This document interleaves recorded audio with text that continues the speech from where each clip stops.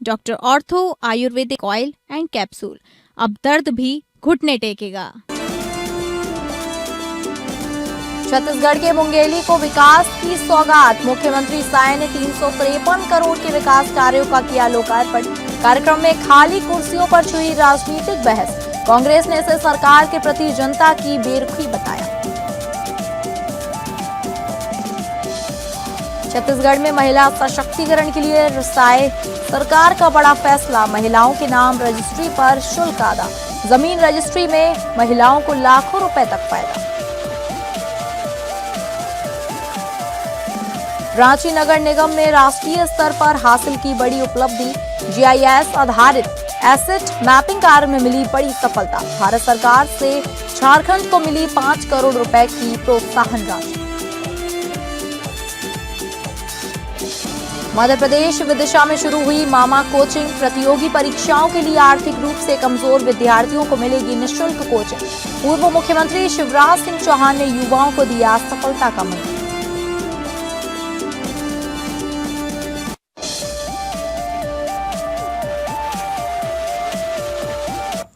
नमस्कार, आप सभी का स्वागत है स्टेट लाइव में और मैं हूं आपके साथ अंकिता सिंह। स्टेट लाइव की शुरुआत करेंगे छत्तीसगढ़ की खबरों का रुख करके। जब मुंगेली दौरे पर पहुंचे मुख्यमंत्री विष्णुदेव साय ने जिले को 353 करोड़ रुपए से ज्यादा के विकास कार्यों की सौगात दी। 414 विकास कार्यों का लोकार्पण और शिलान्यास किया गया, लेकिन कार्यक्रम स्थल पर कई कुर्सियां खाली नजर आईं, जिसे लेकर राजनीतिक चर्चा तेज हो गई है। डॉक्टर श्यामा प्रसाद मुखर्जी स्टेडियम में आयोजित कार्यक्रम में मुख्यमंत्री ने 151 करोड़ रुपए से अधिक के कार्यों का लोकार्पण और 201 करोड़ रुपए से अधिक के कार्यों का भूमि पूजन किया। इसके साथ ही छात्रावास विस्तार और रानी वीरांगना की प्रतिमा स्थापना की घोषणा भी की गई। हालांकि कार्यक्रम के दौरान कई कुर्सियां खाली दिखी और कुछ लोग बीच में जाते नजर आए। विपक्ष ने इसे जनता की बेरुखी बताया, जबकि भाजपा नेताओं ने कार्यक्रम को ऐतिहासिक और विकास के लिए बड़ा कदम बताया है।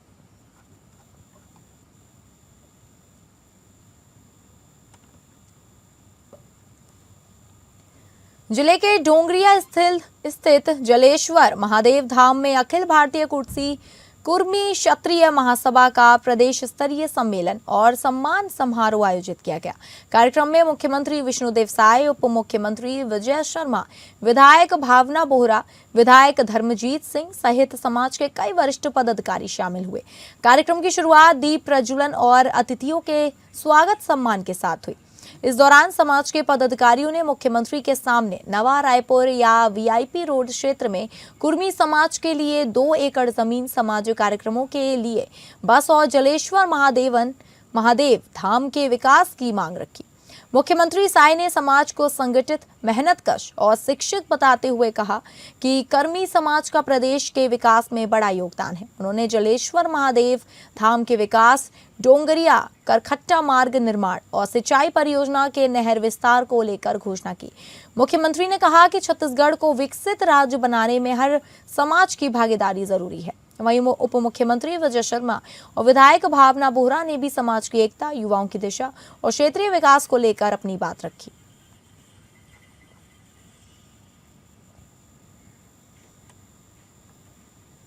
छत्तीसगढ़ सरकार ने महिलाओं के नाम पर जमीन रजिस्ट्री कराने पर पंजीयन शुल्क में 50% की छूट देने का फैसला लिया है।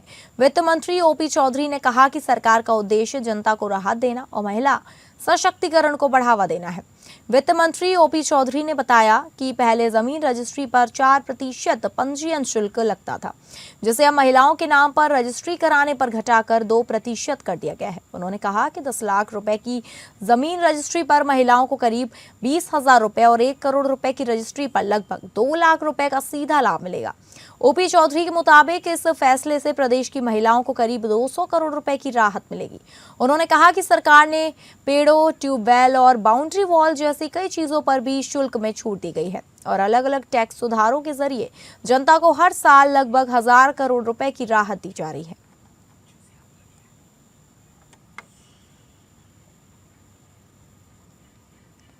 गौरेला पेंड्रा मरवाही जिले के गौरेला जनपद पंचायत स्थित विकसित भारत गारंटी फॉर रोजगार एंड आजीविका मिशन यानी कि बीबीजी रामजी योजना के कार्यालय में भ्रष्टाचार का मामला सामने आया है। जनपद पंचायत के तकनीकी सहायक तरुण ताम्रकार पर रिश्वत लेने का गंभीर आरोप लगा है। मामले का एक कथित वीडियो सोशल मीडिया पर तेजी से वायरल हो रहा है, जिसमें विभाग में हड़कंप मच गया है। पूर्व आवास मित्र हेतराम राठौड़ ने आरोप लगाया कि पशु शेड के मूल्यांकन के बदले तकनीकी सहायक ने उनसे 5,000 रुपए रिश्वत की मांग की थी। पीड़ित का दावा है कि जनपद पंचायत कार्यालय की छत पर 4,000 रुपए दिए गए थे, जिसका वीडियो भी बनाया गया। वायरल वीडियो में कथित तौर पर रुपए लेते हुए दृश्य दिखाई देने की बात कही जा रही है। हेतराम राठौर का आरोप है कि पैसे देने के बावजूद उनकी फाइल लंबे समय से लंबित रखी गई है और उन्हें काम पूरा नहीं किया जा रहा है। मामले के सामने आने के बाद विभागीय हलकों में चर्चा तेज हो गई है और सबकी नजर प्रशासनिक कार्यवाही पर टिकी है। हालांकि चैनल वायरल वीडियो की पुष्टि नहीं करता है।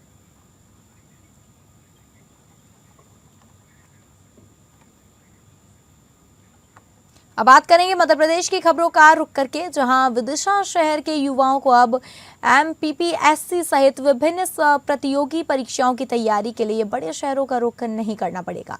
विदिशा की इंद्रप्रस्थ कॉलोनी में मामा कोचिंग का शुभारंभ किया गया। यहां विद्यार्थियों को पूरी तरह निःशुल्क कोचिंग दी जाएगी। इस पहल में 100 विद्यार्थी ऑफलाइन पंजीकृत हुए हैं, करीब 390 ऑनलाइन पंजीकृत हुए हैं। कार्यक्रम में पहुंचे केंद्रीय कृषि मंत्री शिवराज सिंह चौहान ने कहा कि जीवन में लक्ष्य तय कर निरंतर मेहनत करने से मंजिल जरूर मिलती है। उन्होंने कहा कि उन्होंने भी अपने जीवन के लिए रोड मैप बनाया, उसी पर चलकर सफलता हासिल की। उन्होंने विद्यार्थियों से कहा कि इंसान के भीतर असीम संभावनाएं हैं, जरूरत सिर्फ उन्हें पहचानने की है, पूरी ताकत से आगे बढ़ने की है। उन्होंने कहा बड़े शहरों में प्रतियोगी परीक्षाओं की तैयारी के लिए विद्यार्थियों को हर साल 4 से 5 लाख रुपए तक खर्च करने पड़ते हैं। इससे गरीब और मध्यम वर्गीय परिवारों के बच्चे पीछे रह जाते हैं। स्क्रीन पर वीडियो के माध्यम से पहल की जानकारी दी गई। इसमें साधना सिंह चौहान ने बताया कि कोविड काल में कोचिंग बंद होने से परेशान विद्यार्थियों के लिए संभावना नाम से 30 बच्चों के साथ शुरुआत की गई।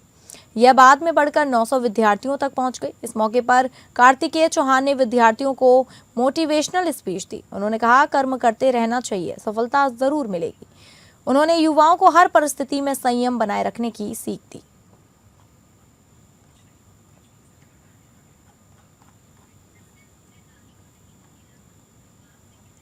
अब बात करेंगे झारखंड की खबरों का रुख करके, जहां रांची नगर निगम ने GIS आधारित एसेट मैपिंग कार्य में बड़ी उपलब्धि हासिल करते हुए पूरे देश में अपनी पहचान बनाई है, जिसके तहत भारत सरकार के आवासन एवं शहरी कार्य मंत्रालय द्वारा संचालित special assistance to states for capital investment 2025 to 2026 योजना के अंदर आने वाले अर्बन प्लानिंग रिफॉर्म्स के लिए झारखंड को 5 करोड़ रुपए की प्रोत्साहन राशि स्वीकृत की गई है।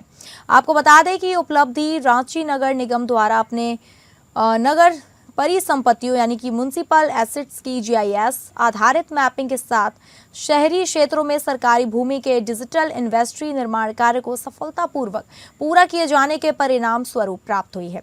वहीं रांची नगर निगम ने यह कार्य झारखंड स्पेस एप्लीकेशन सेंटर के तकनीक सहयोग से किया, जिसके अंतर्गत निगम की विभिन्न परिसंपत्तियों, भवनों, बाजारों, कार्यालयों, बस टर्मिनलों, सामुदायिक भवनों एवं अन्य शहरी संपत्तियों को GIS प्लेटफॉर्म पर डिजिटल रूप से चिन्हित एवं मैप किया गया। जानकारी के अनुसार भारत सरकार द्वारा किए गए मूल्यांकन में इस कार्य को अर्बन गवर्नेंस रिफॉर्म के अंतर्गत सराहा गया और इसके आधार पर राज्य को 5 करोड़ रुपए की प्रोत्साहन राशि के लिए पात्र माना गया और ये राशि नगर विकास एवं आवास विभाग झारखंड सरकार को दी जाएगी। बहरहाल इस पहल से भविष्य में शहरी परिसंपत्तियों के बेहतर प्रबंधन, निगरानी, राजस्व वृद्धि, योजना निर्माण एवं पारदर्शी प्रशासन को बढ़ावा मिलेगा। साथ ही GIS आधारित डेटा भविष्य की स्मार्ट सिटी एवं डिजिटल गवर्नेंस परियोजनाओं के लिए भी उपयोगी सिद्ध होगा।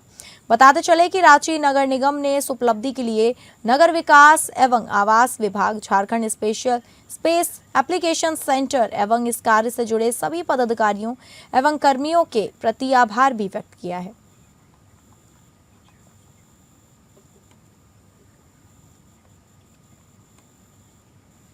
रांची के कचहरी स्थित सिविल कोर्ट परिसर में झारखंड हाईकोर्ट के न्यायमूर्ति एवं झालसा के कार्यकारी अध्यक्ष सुजीत नारायण प्रसाद द्वारा कल पलाश आजीविका कैफे का उद्घाटन किया गया। इस अवसर पर रांची जिला दंडाधिकारी सह उपायुक्त मंजुनाथ भजंत्री भी उपस्थित रहे।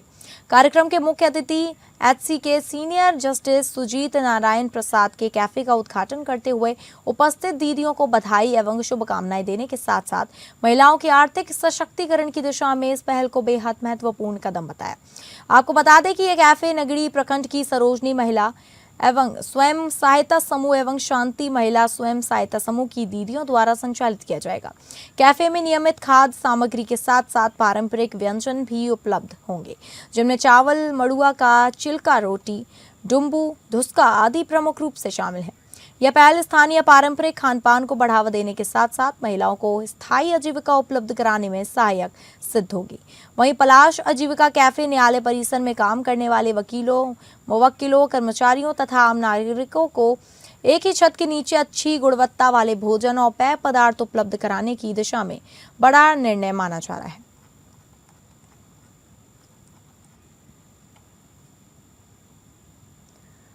पाकुड़ जिले में बीते 1 मई की रात को पाकुड़िया थाना अंतर्गत ग्राम रामघाटी में मनोज कुमार भगत नामक एक व्यक्ति के घर में करीब 7 से 8 लाख रुपए के सामान और नकदी की चोरी की घटना हुई, जिसकी सूचना मिलने पर पाकुड़ एसपी अनुदीप सिंह के निर्देश पर महेशपुर के अनुमंडल पुलिस पदाधिकारी के नेतृत्व में एसआईटी का गठन किया गया।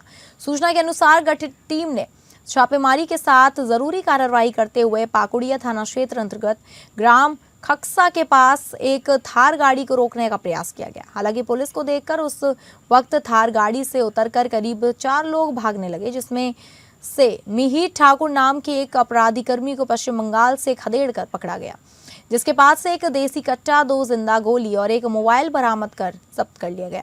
वहीं थार गाड़ी की तलाशी लेने पर उसमें हाइड्रोलिक कटर, 2 पेचकस, 1 हाथ लंबा लोहे या स्टील का पाइप, 2 छोटा सबल पाया गया। उन्हें पुलिस से विधिवत जब्त किया गया। इसके साथ ही पकड़े गए अपराधी के अपराध स्वीकारोक्ति बयान एवं निशानदेही पर मनोज कुमार भगत के घर में चोरी किए गए 2,50,000 रुपए में से 51,000 रुपए और चोरी किए गए जेवरात में से चांदी का 3 सिक्का बरामद किया गया। वहीं गिरफ्तार अपराधी सहित फरार अपराधियों के खिलाफ विभिन्न थानों में कुल 22 कांड दर्ज किए गए हैं, जिसकी सूचना साथ संलग्न है। पाकुड़िया थाना अंतर्गत ग्राम पड़ता है रामघाटी। यहाँ पे मनोज कुमार भगत के घर पे रात में गृह भेदन हुआ था, जिसमें करीब 5-6 लाख का सामान जो है वो चोरी कर लिया गया था।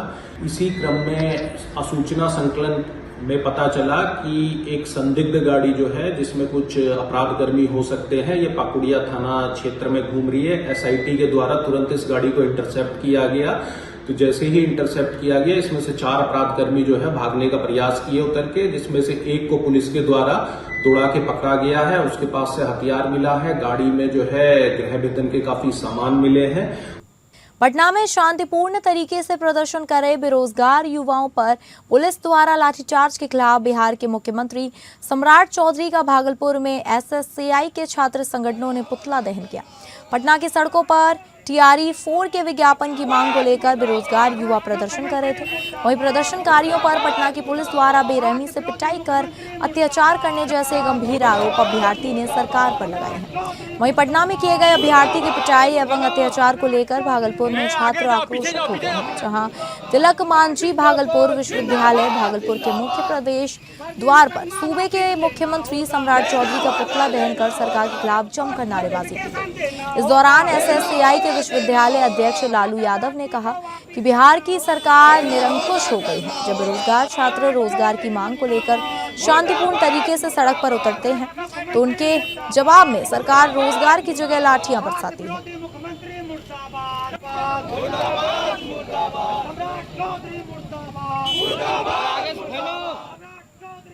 हम लोग का कार्यक्रम था, जिस तरह की पटना में आप देखे हुए छात्र यूनियन का जो भी लीडर थे, टीआरई 4 के विज्ञापन के लेके जो लोकतांत्रिक ढंग से वो अपना रोड प्रदर्शन कर रहे थे। सम्राट चौधरी का जो प्रशासन लोग थे बेरहमी से पीटा गया। इस पर्पज से आज हम लोग पुतला दहन किया है मुख्यमंत्री का। मुख्यमंत्री से मांग है कि हम लोग का टीआरई 4 का विज्ञापन जो है दिया जाए और छात्र पर जिस तरह से लाठी चलाया जा रहा है, इस तरह से बर्दाश्त किया नहीं जाएगा। पूरे बिहार में आंदोलन किया जाएगा। भागलपुर के गांधी शांति प्रतिष्ठान केंद्र में राष्ट्रीय शिक्षा नीति 2020 के विकल्प के रूप में प्रस्तावित जन शिक्षा नीति 2026 को लेकर एक महत्वपूर्ण कन्वेंशन आयोजित किया गया। कार्यक्रम में शिक्षा के वर्तमान परिदृश्य, एनईपी 2020 और जन शिक्षा नीति 2026 के विभिन्न पहलुओं पर विस्तार से चर्चा की गई। इस दौरान शिक्षकों, छात्रों और सामाजिक कार्यकर्ताओं ने शिक्षा व्यवस्था में व्यापक सुधार की जरूरत पर जोर दिया। कार्यक्रम में all India save education committee यानी कि AISEC के जिला संयोजक रवि कुमार सिंह ने कहा कि संगठन शुरू होते ही राष्ट्रीय शिक्षा नीति 2020 का विरोध करता है। उन्होंने आरोप लगाया कि यह नीति जन विरोधी और शिक्षा विरोधी है। उद्देश्य गवर्नमेंट जो पॉलिसी लाई थी 2020 कोविड के समय में नेशनल एजुकेशन पॉलिसी के रूप में, और उसी के विकल्प के तौर पे लगातार 5 साल पर इस पर काम किया गया। पूरे देश भर से शिक्षाविद, शिक्षा प्रेमियों द्वारा एक ड्राफ्ट पॉलिसी आया, जन शिक्षा नीति। उस ड्राफ्ट पॉलिसी को आगामी 24 जनवरी 2026 बेंगलोर में एक पब्लिक पार्लियामेंट बना करके, जहाँ पे 1,500 से अधिक जनप्रतिनिधि वहाँ पे थे, वहाँ पे इस पर डिस्कशन, बहस हो करके उन पॉलिसी को हम लोग लाए। गवर्नमेंट जो NEP लाई है, NEP 2020, हम लोग उसका विरोधी नहीं कर रहे हैं। ये जन विकल्प के रूप में उन्हें एक पब्लिक एजुकेशन पॉलिसी हम लोग दे रहे हैं, और इसको लागू करने के लिए पूरे देश भर में एक आंदोलन को हम लोग संगठित। भागलपुर के सुल्तानगंज नगर परिषद चेयरमैन राजकुमार गुड्डू का 12 दिनों तक चले इलाज के बाद पटना में निधन हो गया। रविवार को उनका अंतिम संस्कार पूरे हिंदू रीति रिवाज के साथ सुल्तानगंज के नमामि गंगा घाट स्थित मुक्ति धाम में किया गया। सुल्तानगंज बाजार स्थित पैतृक आवास से उनकी अंतिम यात्रा निकाली गई। अंतिम यात्रा में हजारों लोगों की भीड़ उमड़ पड़ी। लोगों ने नम आंखों से अपने लोकप्रिय जनप्रतिनिधि को अंतिम विदाई दी। ये घटना जो है बहुत ही दुखद है, और सुल्तानगंज के साथ साथ पूरे बिहार में इस घटना को लेकर के लोग जो है काफ़ी दुखी भी हैं और चिंतित भी हैं। गुड्डू जी एक सरल हृदय के व्यक्ति थे, सभी लोगों से मधुर संबंध, अच्छा व्यवहार रखते थे, और सामाजिक कार्यकर्ता शुरू से रहे। वो राष्ट्रीय स्वयंसेवक संघ के सदस्य भी रहे, भारतीय जनता पार्टी के जो है वो वरीय पदाधिकारी भी थे और समर्पित थे। इनका एक इच्छा था कि सुल्तानगंज का जब हम सभापति बने हैं तो यहाँ का एक ऐसा विकास हो जो पूरे विश्व के लोग यहाँ आते हैं उनको अच्छा से अच्छा सुविधा दिया जा सके, और जो है लोग जो है आवे यहाँ तो कहें कि नहीं सुल्तानगंज आए हैं। इसलिए करके ये घटना जो है बहुत दुखद है। अब बात करेंगे महाराष्ट्र की खबरों का रुख करके, जहां शरद चंद्र पवार राष्ट्रवादी कांग्रेस पार्टी की उल्हासनगर जिलाध्यक्ष सीमा आहूजा ने पदभार संभालते ही संगठन को मजबूत करने और शहर की समस्याओं के समाधान के लिए सक्रियता से काम करने की बात कही। पदभार ग्रहण करने के बाद सीमा आहूजा ने कहा कि जब किसी को कोई जिम्मेदारी मिलती है तो उसे पूरी जिम्मेदारी और समर्पण के साथ निभाना चाहिए। उन्होंने कहा कि किसान मेहनत करता है लेकिन कई बार उसका लाभ कोई और ले जाता है। इसके बावजूद जब जिम्मेदारी सौंपी गई है तो शहर और जनता के हित में पूरी निष्ठा से काम करना उनका कर्तव्य है।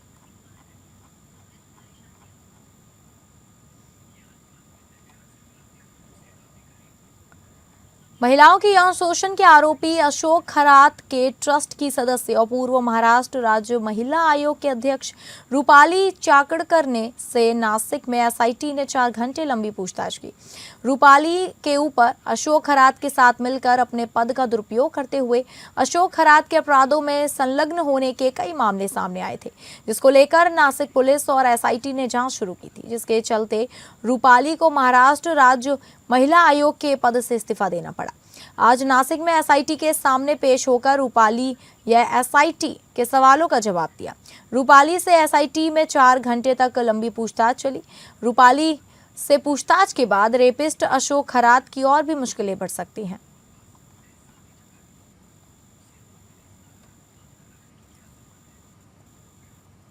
धर्मांतरण मामले की मुख्य आरोपी निदा खान की गिरफ्तारी के बाद जांच तेज कर दी गई है। छत्रपति संभाजीनगर से गिरफ्तार किए जाने के बाद एसआईटी लगातार उससे पूछताछ कर रही है। शनिवार को जांच टीम निदा खान को संबंधित कंपनी के दफ्तर लेकर पहुंची, जहां स्पॉट पंचनामा किया गया और मामले से जुड़े कई अहम सबूत जुटाए गए। एसआईटी ने सिर्फ निदा खान ही नहीं बल्कि उसके परिवार के सदस्यों से भी पूछताछ की है, ताकि पूरे नेटवर्क और संपर्कों की जानकारी सामने लाई जा सके। जांच एजेंसियां ये पता लगाने की कोशिश कर रही हैं कि इस मामले में और कौन कौन लोग शामिल हैं और किस स्तर पर गतिविधियां संचालित की जा रही थी।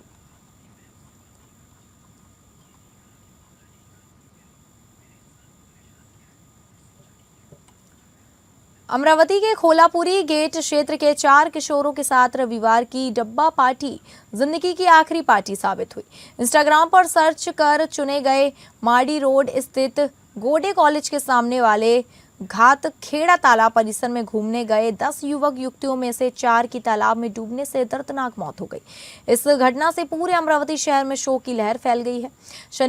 रविवार दोपहर नरेंद्र सहदेव जोशी अपने ऑटो से बच्चों को डब्बा पार्टी के लिए तालाब परिसर में छोड़कर गए थे। दोपहर करीब 1:30 बजे सभी ने तालाब किनारे बैठकर भोजन किया और उसके बाद सेल्फी और ग्रुप फोटो लेने का सिलसिला शुरू हुआ।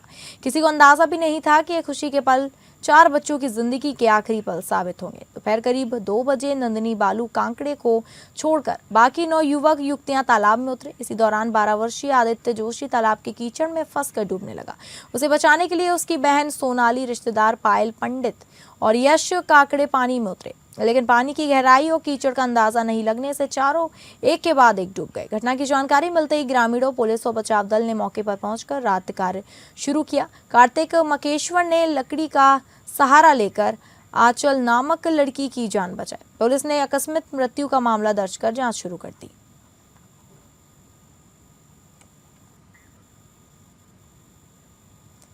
तो फिलहाल इस स्टेट लाइव में बस इतना ही। नमस्कार।